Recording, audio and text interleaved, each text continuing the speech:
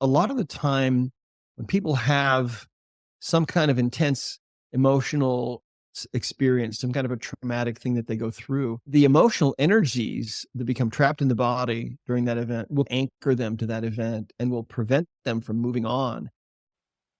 I gotta get myself a little more faith, a little more love. I'm your host, Krista Bigler, and I'm going to guess we have at least one thing in common, that we're both in pursuit of a less stressed life. On this show, I'll be interviewing experts and sharing clinical pearls from my years of practice to support high-performing, health-savvy women in pursuit of abundance and a less stressed life. One of my beliefs is that we always have options for getting the results we want, so let's see what's out there together.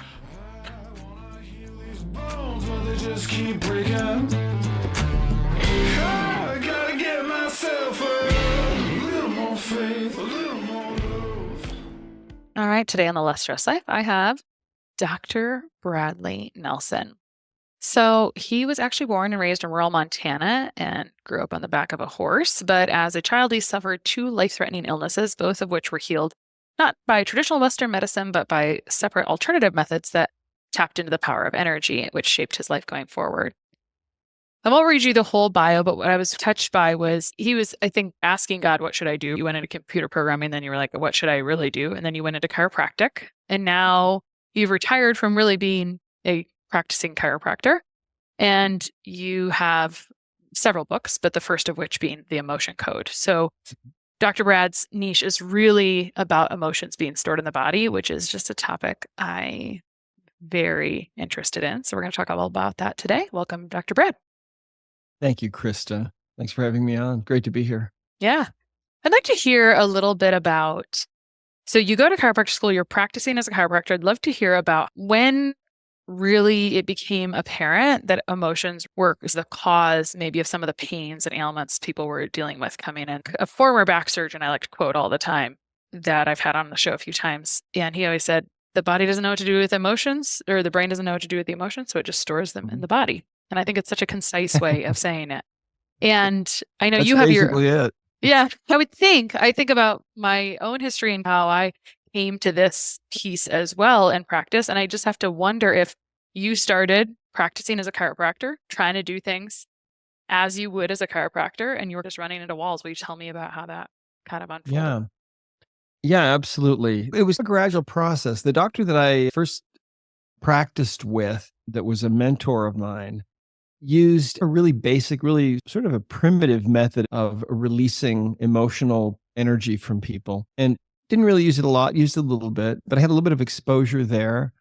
And then I was just really obsessed. I think like a lot of doctors are obsessed with trying to help their patients. And that's how it was for me. I was really specifically obsessed with getting to the real underlying causes of people's problems. I just had this insatiable desire to know what was really causing their problems, and also to really fix them. I didn't want to band-aid people. I wanted to know what was really going on. And that led me on this continuing search, really, to try to learn everything that I could learn from old sources, ancient sources, modern sources. Anything that seemed to work, I would keep. Things that didn't seem to work, I would discard. And I had just some really interesting experiences with this. When I was first dabbling with emotional energies, let me back up a little bit. I had this training as a computer programmer. I had a business back in the early 80s called The Computer Tutor, and it was just me. And I would go into people's offices, and they'd have a new IBM PC, for example, and they wouldn't know what to do with it. There'd be no software. They knew that there was a lot of capability and power in this machine sitting on their desk, but they didn't know what to do and didn't know how to use it. And so I would write software for people. I'd look at the flow of their business and how things worked, and then I would write the software. And I thought I was going to be doing that for the rest of my life. And it was really a lot of fun. But then it was a really interesting thing, actually literally an answer to prayer, really, that brought me back to this old dream that I had of going into the healing arts. And so having this computer programming knowledge gave me a really unique vantage point when I got into practice, because I had really come to believe that, of course, the subconscious mind, the brain, it's a computer in certain ways.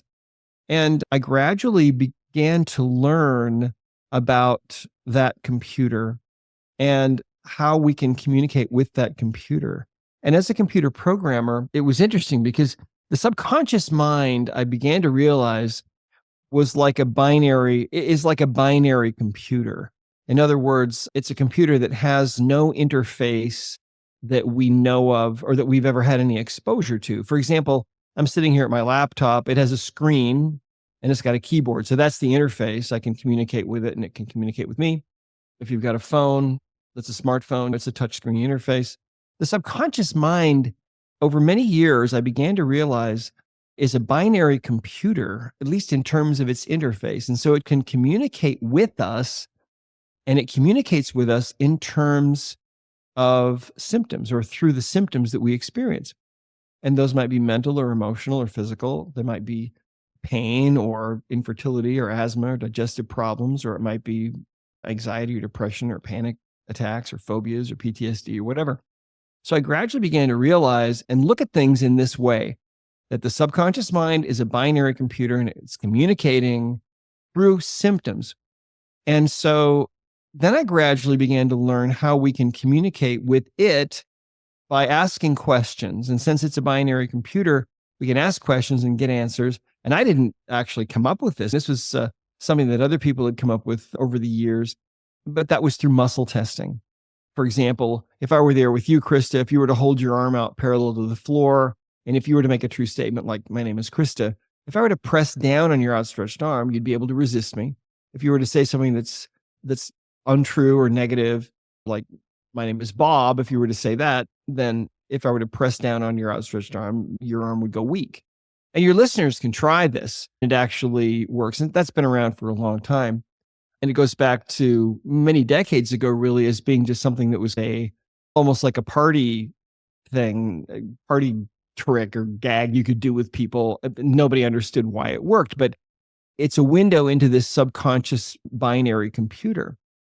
And I started having these experiences where, for example, one day a woman came in to see me and thought she was having a heart attack.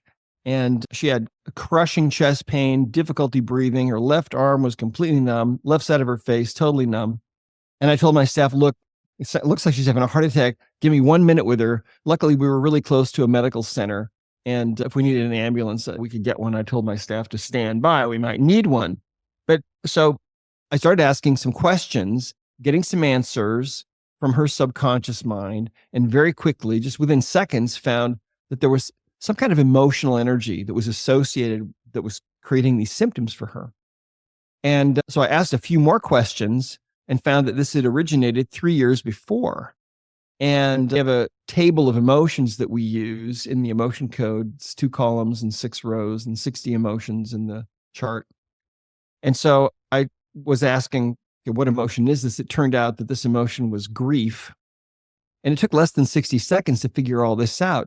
And when I figured this out, that it was grief from 3 years before, all of a sudden she bursts into tears and she's crying and she's saying, I can't believe that's still affecting me. I thought I dealt with all that. And I said, what in the world happened? And she said that 3 years before, her husband had been having an affair and she suddenly found out about it and confronted him with the evidence, and the marriage blew up. And she was just so deeply betrayed. She was really deeply in love with him, but that was the end of the marriage. And so she went through this tremendous process of grief. That emotional energy of grief was so much, it was so big and so powerful, that became trapped in the body. Just like you said, the quote from the other doctor, that the body doesn't know what to do with these emotional energies, so it just stashes them away in the body. That's exactly what happened with her. And so we call these trapped emotions. So that I was able to release that energy just with a few swipes of a magnet down the governing meridian, which is right down the middle of the back. And all of a sudden, the chest pain was gone instantly. The difficulty breathing was gone. Within about 3 seconds, the feeling came back into her arm, her left arm, and into her face. And it was just complete and total immediate relief. And she left the office a few minutes later, probably about 10 minutes later, after joking with me and my staff. And I remember after she left, sitting down at my desk, and my head was spinning, thinking, what in the world did I just witness, right? Let me think about this now. What just happened? That was many years ago, probably 30 years ago. And I'm still in touch with her. She's never had any other trouble with her heart. if she'd gone to the emergency room, sure looked like she was having a heart attack, but I think she would have been one of these people that gets all the tests run and all the heart enzymes are normal. And so people like that are told it wasn't a heart attack. But of course, now we know about cardiac syndrome where people die from a broken heart, essentially. And I think that it's very likely that she would have become one of those people if we hadn't released that energy, that emotional energy that was causing those symptoms. I think it's very possible that she might not be alive today. She is. She has a horse ranch in Oregon, and she's doing fine. But I think that she might have become a statistic and people wouldn't have realized, oh, it was actually her husband's affair that really was the end of her. And so what I found as years went on was that the emotional baggage that we have, these emotional energies that become trapped in our bodies from these experiences that we would rather not go through, or from the emotions that come up for us that we just stuff because we don't want to go there. We don't want to experience those things. Yeah. Eventually, those emotional energies begin to manifest in some ways. And the astonishing thing about this is that 90% of the physical pain that people have is due to their emotional baggage. And we've got over 13,000 people now that we've certified to do this work, the emotion code, in over 80 countries around the world. And they're all experiencing the same thing. It's just an amazing thing that physical pain, so much of the time, is caused by emotional energy. And we know that because when we find and remove those trapped emotions, pain immediately reduces or disappears completely, in many cases, instantaneously. But it's not only physical pain, it's also other things. Trapped emotions are actually an underlying cause. Now, it's been 35 years now as a holistic chiropractor, many years in practice, and many years since then training people. And what I've seen is that in every case where someone has been diagnosed with some kind of a major disease or a lesser disease, there is always an emotional component to that disease process in every single case that I have seen over all these years. And so the emotional side of our makeup and what our emotional baggage is actually doing to us it's really the elephant in the living room, in my opinion. And it's really the reason why the emotion code struck such a nerve, because the book came out in 2007, but it just keeps going and going now in many other languages and so on. And people all over the world are finding out, wow, this actually works. Dad doesn't have any back pain anymore. And gee, I released some trapped emotions from my sister-in-law, and now she couldn't get pregnant, but now she's pregnant all of a sudden. Things like that. That's the kind of thing that's happening all over the world. And it's really gratifying to me to be part of this and to be privileged enough to bring this into the world. Fun Totally. stuff. I have referenced your chart several times for clients. And as you said, it's a couple of columns and 6 long. You'll have a chance to correct me in a moment.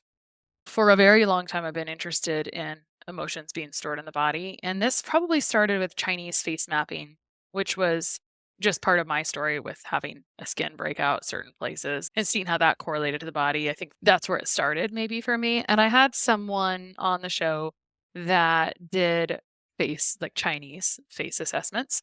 And we talked about the kind of the research that was done and how they arrived at this. And essentially, it was all of these ancient healers just brought all their materials together and there was just all this correlation. So they had thousands of case studies where they were like, in this case, this was correlated with this. So I'm curious, and this is what I think about when I look at the emotion code chart, because a very common one that comes up is that, oh, anger is stored in the liver or gallbladder, which is part of your chart as well. What ancient traditions, medicine modalities did you reference to collate this chart, or was it part of your own work as well? How did you determine where to put things? It really goes back to Chinese medicine, of course, thousands of years ago, 5-element theory. And so I was looking at a lot of those old charts and also really to put this chart together, what I did is I muscle tested to see, just tapping into the universal intelligence, the database of all that is, and asking patients as well, not consciously, but asking the subconscious minds of my patients where these things should go, where these emotions should go on the chart. So that's really how the chart came together. And before I put this chart together, I had another chart that was at least twice as big as this, maybe a little more than twice as big. And I gradually was able to whittle it down. The beautiful thing about it is, and the really interesting thing is that this chart I found was all that I needed, because the subconscious mind will basically help you to find whatever emotion it is, whatever emotion is closest to the exact emotional frequency that you're looking for. The subconscious mind is really interesting. It doesn't have a verbal center, so it doesn't really think in terms of words so much. It thinks in terms of frequencies. There's no past, there's no future for the subconscious mind. Everything is in the present. And so when we're using the chart, the subconscious is able to take you to the closest emotion to what it is you're looking for. And so that, I think, could bring us easily to what we call the heart wall and what that's about, because that's a whole kind of another topic, but it's the most important part really of the emotion code. And it has to do with the heart. Back in the 60s, when I was a kid, I remember when Richard DeBakey did the first heart transplant, right? It was a big deal, worldwide news.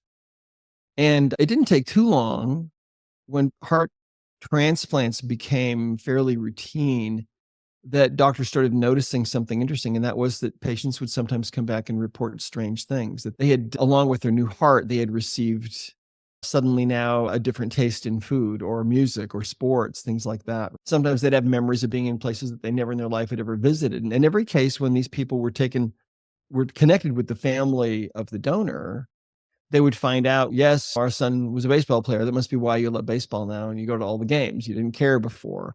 Or, yeah, our daughter visited Rome every year. It was her favorite place in the world. And now you have memories of being in Rome, but you say you've never in your life ever visited Rome. So those must be her memories, right? How bizarre, right? There are whole books written about this, right? It's amazing. But what we have found is that the heart really is what the ancients believed it to be.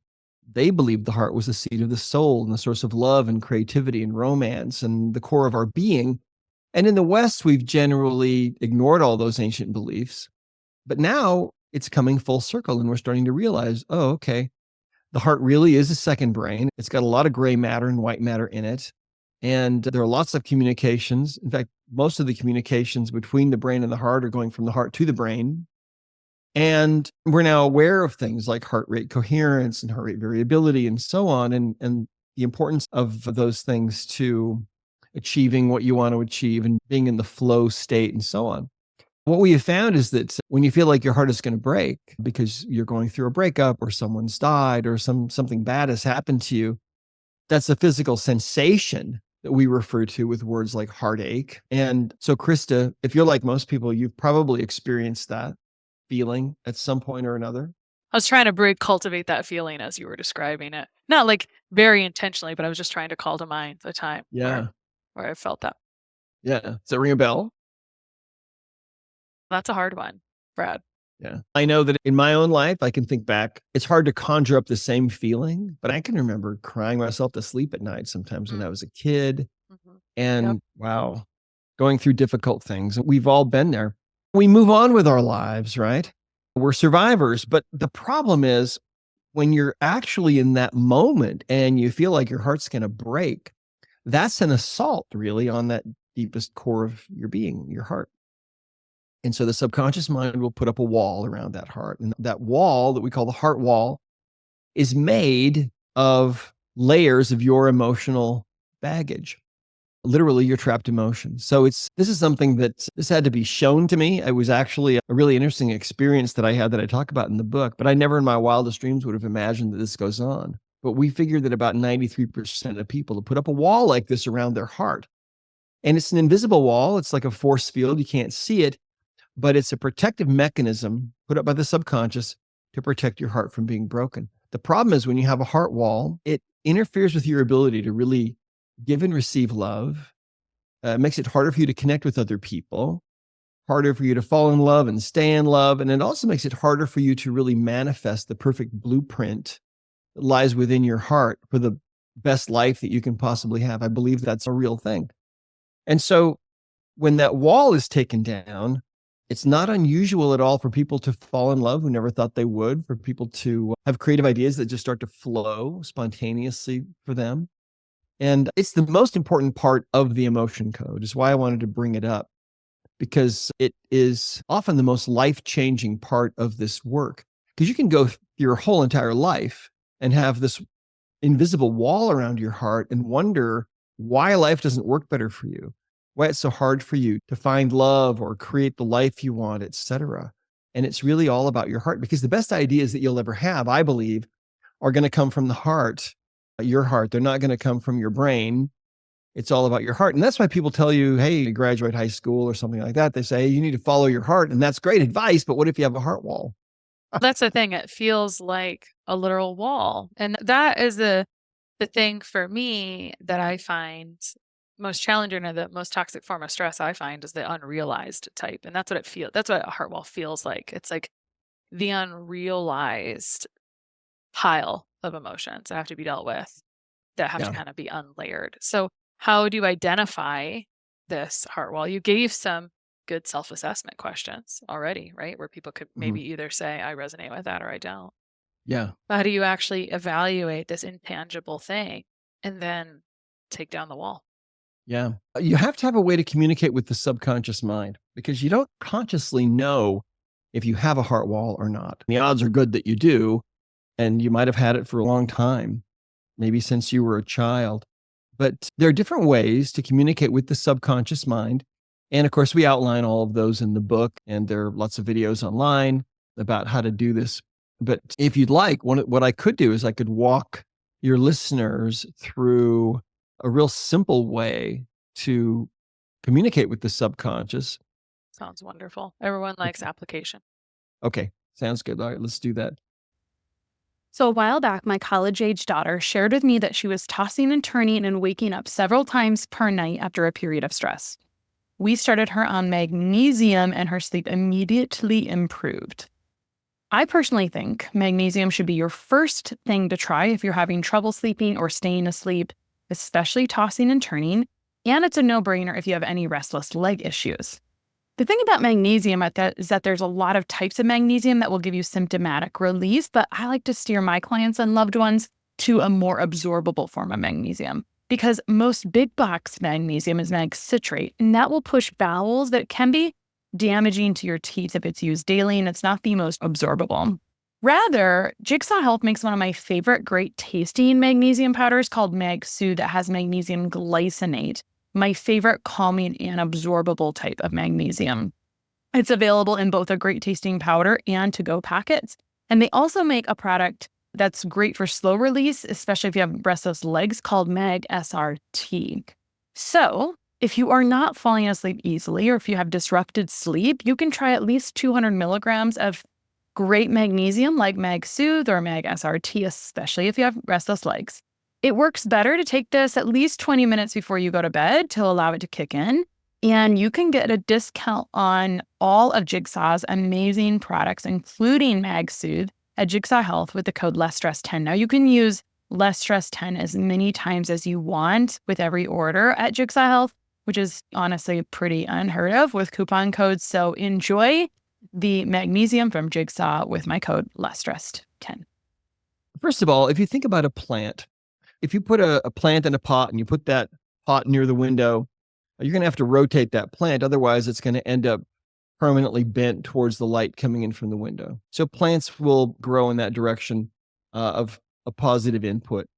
Plants will also grow away from negative inputs, like harsh, continuous sounds and things like that. They'll grow away from inputs like that. The subconscious mind of the human being has, of course, that same capability. And if you're standing, you can also do this sitting, but it really works best standing.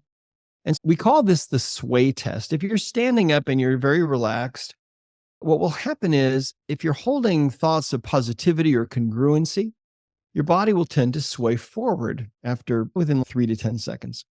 If you're holding thoughts of negativity or falsehood or incongruency, your body will tend to sway backwards, totally involuntarily, if you're holding these thoughts. And so let's do this. If you're driving or something, then you'll have to do this later. And if you're seated and you can't stand up, you can just sit right on the edge of your chair And this can also work. But if you can stand up, go ahead and stand up. Drop your hands down to your sides. Stand with your feet about shoulder width apart. Take a deep breath and let that out and just relax. Now, as you're standing there, very relaxed, you might notice that there's a little bit of motion going on. It's impossible, of course, to stand perfectly still. And so there's always a little bit of movement going on. And that's just the result of your postural muscles working to keep you standing upright and keep you from falling over. But let's think about something negative to start with. And about the most negative thing that I can think of is war. We hear that word all the time, and we've heard that word all of our lives.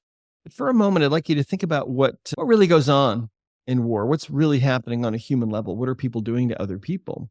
What's happening to villages and cities and families and relationships? And think of all the tears that have been shed over all these wars that have been fought on this crazy planet from the very beginning.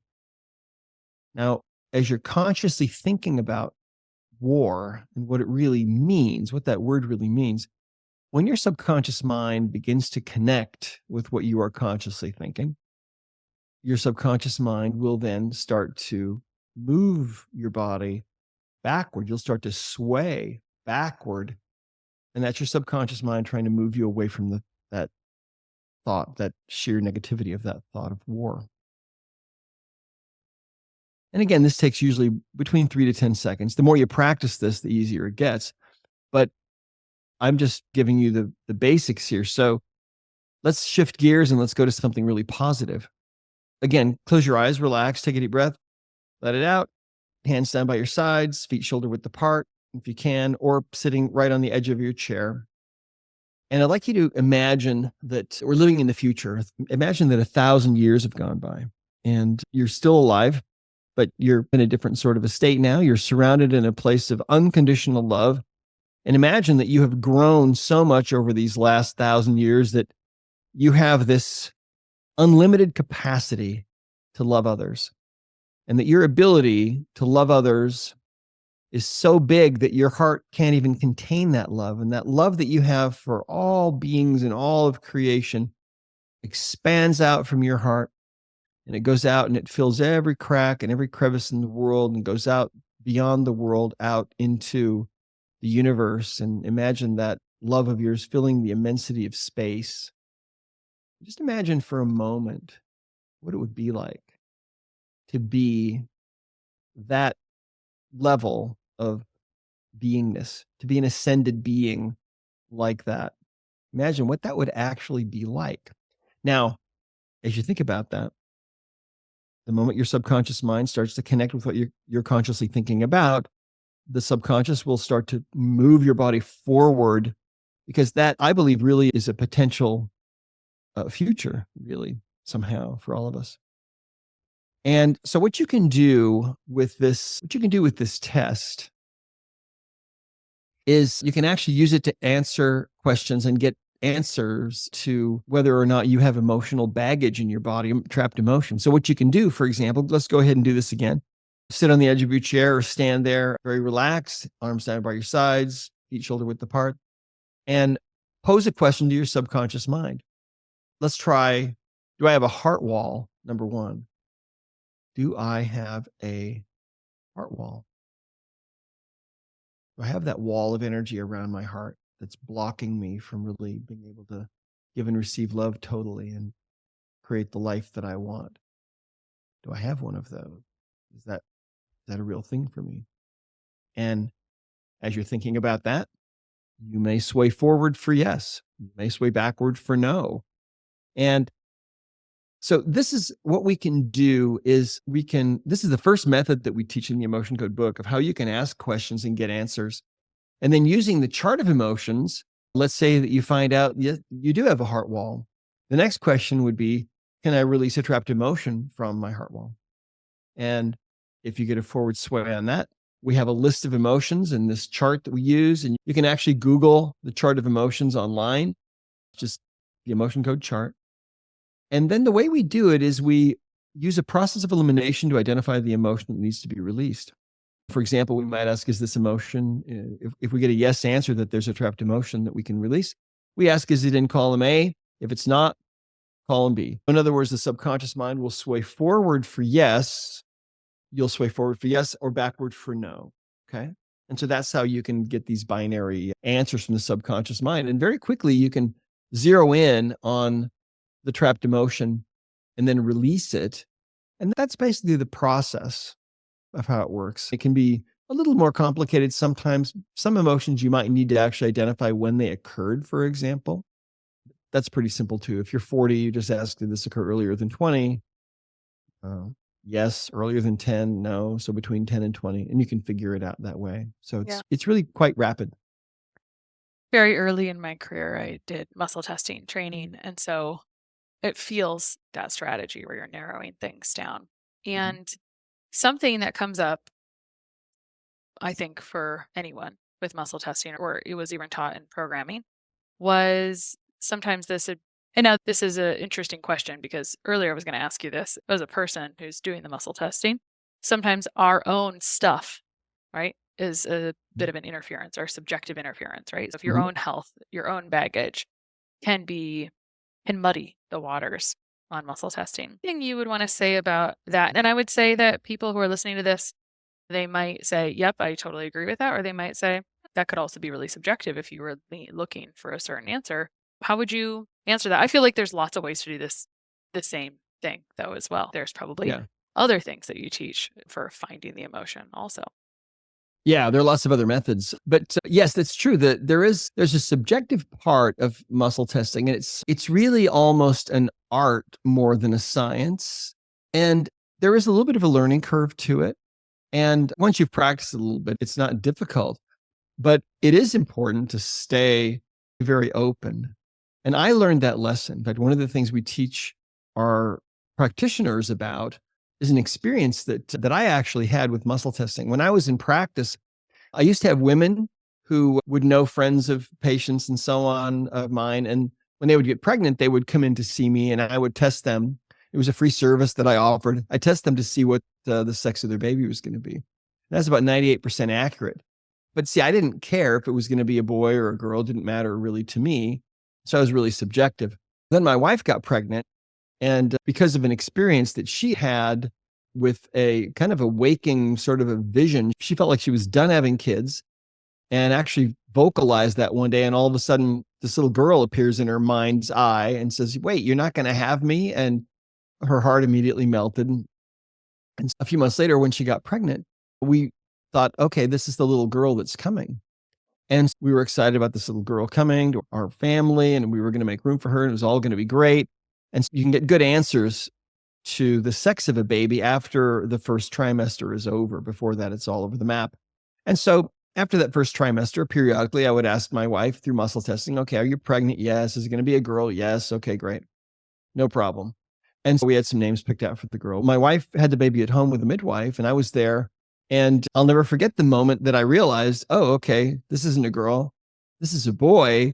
And there was no mistaking it. And so I thought, how in the world did I get wrong answers that whole time? I got wrong answers because I had a subconscious and even a conscious desire really for the answer to come out a certain way. So this is one of the things that we're very careful to teach everybody about, that you have to be open to whatever the answer might be and accept that. And if you have some kind of subconscious desire, the subconscious, the mind is like a puppy. The subconscious mind will try to please you. And so, yeah, if you have a desire for a test to come out a certain way, then it can sway the results of the testing. So you do have to be very open, but it's okay. It's just something you have to keep in mind. Well, now I have to ask, did you have a girl after the boy? You know what? We had that boy, then we had another boy. And on that one, I don't think we even asked. And yeah, our daughter Lizzie finally showed up 10 years after my wife, and two boys after that experience. And she just turned 24. Cool. I love that. Oh, man. That's okay. So as we're thinking about unpacking, especially deep-seated emotions, the conversation comes up a lot about releasing traumas or people who are trauma aware or whatnot. And I don't have a lot of feelings about this because I don't try to necessarily dabble in this, but it comes up this comes up a lot, right? If you say you're going to help people release emotions, and you talked earlier Mhm. about using a magnet, right, along meridians. I'm guessing leaning on ancient Chinese traditions, I Mhm. assume, if I'm wrong. But what would you say about this? And maybe you have a great story about this too. I wouldn't be surprised if you had a real situation in your office in the past where you tried to release an emotion and it was quite audible and maybe thrashing, or anything that has come up here around any feelings around releasing emotions and any potential negative to this. Yeah, I haven't seen any negative aspects of releasing trapped emotions. Although everybody will go into a period of processing when emotional baggage is released. And so they may cry for a day or so. They may be emotionally labile for a day or so, but typically that's all it is. And the end results are usually good. Although sometimes what happens is when we release trapped emotions, sometimes that emotional energy has been holding back a healing process that may suddenly begin. And so sometimes symptoms then in that first stage of healing may get worse before they get better. And we realize that, and that's okay. As far as trauma goes, I have an interesting story I want to share with you. There was a guy came to my office one day and he told me he was 42 years old. He said that 4 years before he'd been in a car wreck. He was rear ended at a high rate of speed. He got whiplash. And he said that his neck still hurt like the day after the accident. It was a 9 on a 0 to 10 scale. He'd seen a couple of other doctors for it. And so I thought, gee, that's interesting. 4 years, two other doctors, neck still this painful. That's odd.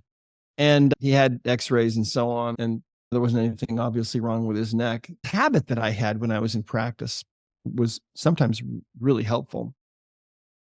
And the habit was that I would, before I'd work on somebody, I would take a moment and ask for help from up above, from God. We all believe in different things, higher power, source energy, whatever. But I believe that God is very real and is aware of us. And so I took just a moment and silently asked for help from up above. And I basically said, Father, if there's something else going on here that I should know about, help me to understand this because this sounds strange. And as would happen on rare occasions, this answer just flowed in to me. And the answer was that when he was rear-ended, there was a lot of energy that was released, the energy that crumpled the fenders and bent the frame in his car and everything else. And that energy went through the car and through his body. But the answer was that some of that energy that was produced and released in that accident had actually become lodged in his neck. Mm. And that was the end of the answer. And I thought, oh, that's weird. So some energy from the accident stuck in his neck. So took a magnet and swiped it down the middle of his back a few times with an intention to release that energy. We call this physical trauma energy. And I said, okay, try your neck now, move it around. So he looks left and right and up and down and tilts his head back and forth. And he looks at me and he said, well, how did you do that? And I said, how does it feel? He said, I'd say it's about a 2 now. And I said, when's the last time it felt that good? And he said, oh, before the accident for sure.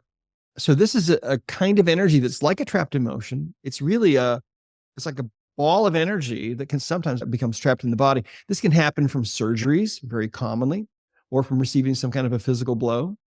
And when we talk about emotional trauma, this, by the way, is in the body code, which is the next level up from the emotion code. And it's an app that is available on, it's called the Body Code System. You can find things like this and release these. But a lot of the time, when people have some kind of intense emotional experience, some kind of a traumatic thing that they go through, the emotional energies that become trapped in the body during that event will anchor them to that event and will prevent them from moving on. They'll also oftentimes prevent them or really interfere with their ability, at least, to forgive themselves or whoever wronged them or whatever happened, so that they become stuck, anchored to the past because of that emotional energy. We find that when we release those emotions, it opens people up to be able to forgive and move on and find peace. That's one of the other really nice things about the emotion code. Another nice thing about it is that people don't have to go back and re-experience or get re-traumatized. We just find the emotional energy and release it. And most people can do that. They can find the trapped emotion and release it in less than a minute, typically, once they learn how to do this process. Yeah. I'm thinking about other ways that we might find. I gravitate to this, some integrated breathwork modalities.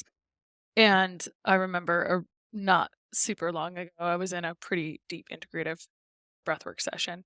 And out of nowhere, it came up that I should forgive my father. And I was like, I didn't even know I needed to forgive him for something. So it's very funny how as you start to move energy. And what came from that was changes in my body as well. It was like I just Yeah. let go of other baggage, as stories I'm sure you hear. And you've talked a little bit about this magnet that you swiped up and down. I think sometimes this topic feels a little bit intangible to people, or how can I release energy? And so you took us through the swaying exercise, I don't know if you call it something different, but Yeah. the sway test. Can you talk a little bit about some of the other strategies that you educate on for releasing energy? Sure. When I was back in practice developing all of this and working with people day in and day out, I was using some pretty expensive high-end magnets to do this. And my belief system at the time was that I needed to use these magnets. Well, when I was writing the Emotion Code book, I got to the chapter about magnets where I was explaining all of this. And then I realized all of a sudden, gee, people are going to spend $20 on this book, and then they're going to have to go buy a $150 magnet to do this.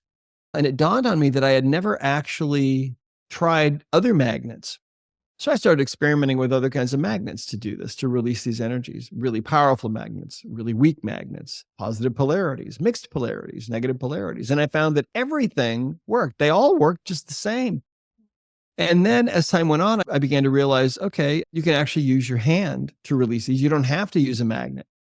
And so you could, because really what we're doing is we're putting energy into the governing meridian with an intention to release that emotional energy that's trapped in the body. And it's really all about quantum physics. It's about collapsing the wave function of the current situation into a new wave function.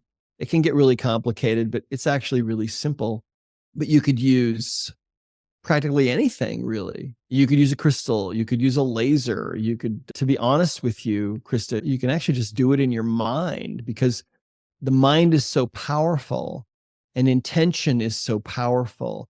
And subatomic particles respond to intention. And we know that subatomic particles will change their behavior depending on what the observer is expecting to see. And so this work really, I think, is the simplest, easiest, and most clear application of these really advanced principles in quantum physics that exists in the world. People who have done lots and lots of work with chemistry and, of course, physics and so on, when they start to understand how this works, it makes perfect sense to them. That, for example, you could work with someone that's on the other side of the planet, and that your energies can become entangled with theirs, and that you can test them and get instantaneous results with them, even though they're half a world away. Quantum physics explains that very adequately and perfectly clearly. But we're just now, I think, moving into this next phase of human existence where the understanding of quantum physics is eventually going to become commonplace. For right now, we're still stuck in the old Newtonian models and the Industrial Revolution, and the body is just a machine, yada, yada, yada. But as time goes on, we're really waking up. The consciousness of the whole world is expanding, I think, at a breakneck speed, and it's never going to go back to where it was ever. I think the level of consciousness of the world is getting bigger and bigger every single day. And so that's why we're here talking. Yeah. It's part of that, right?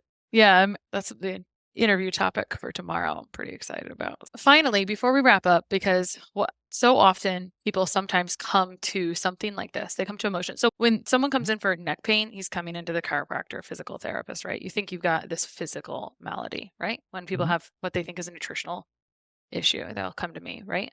But so often I center back, if depending on what's going on, we'll center back to emotions, as your practice eventually landed in.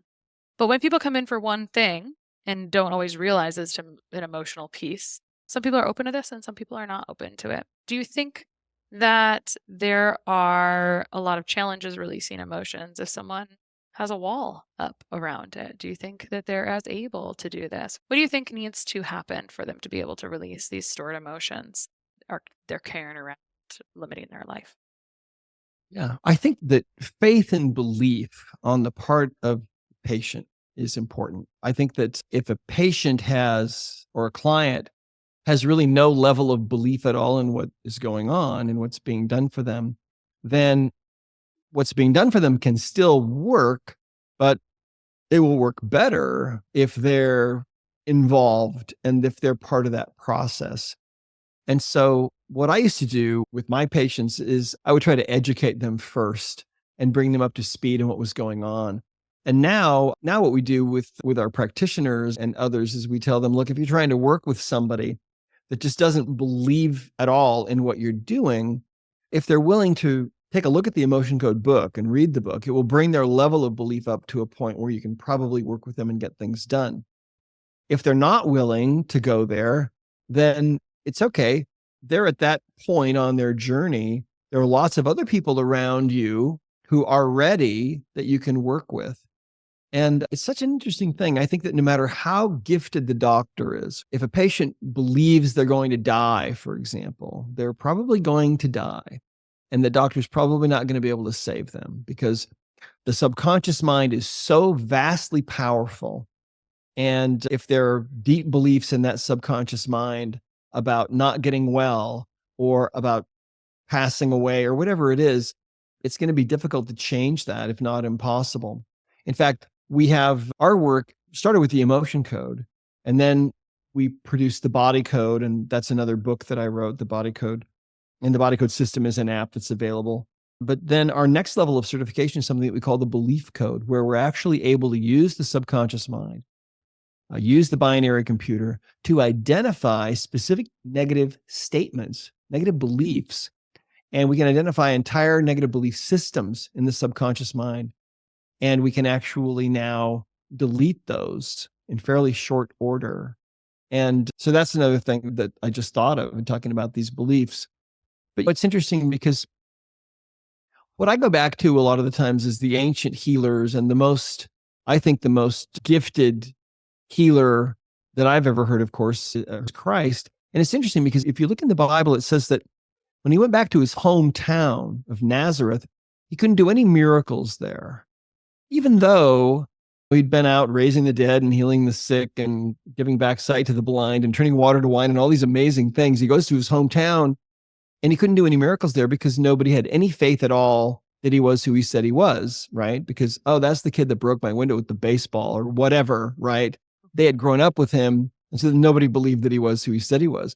So I've always thought that was interesting, that as powerful of a healer as he was, yet because nobody had any belief, he was kind of hampered. So I don't know. It's a fascinating topic. I think that is such a good mirror to sometimes people struggle with families, right? That's something I've definitely released is that's not always your place to do that for your family.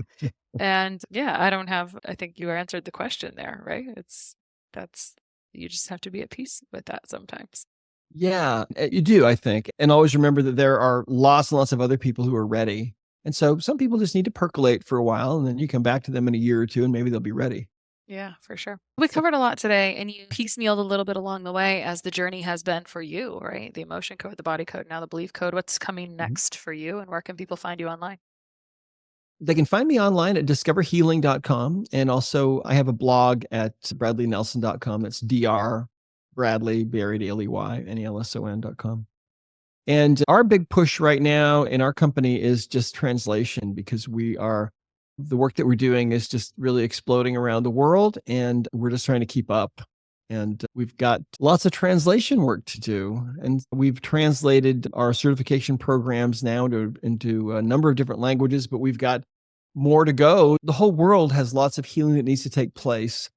And so the emotion code is in many languages now. And I'm so blessed and so privileged to be able to travel and do events and meet people all around the world. It's just the most incredible thing.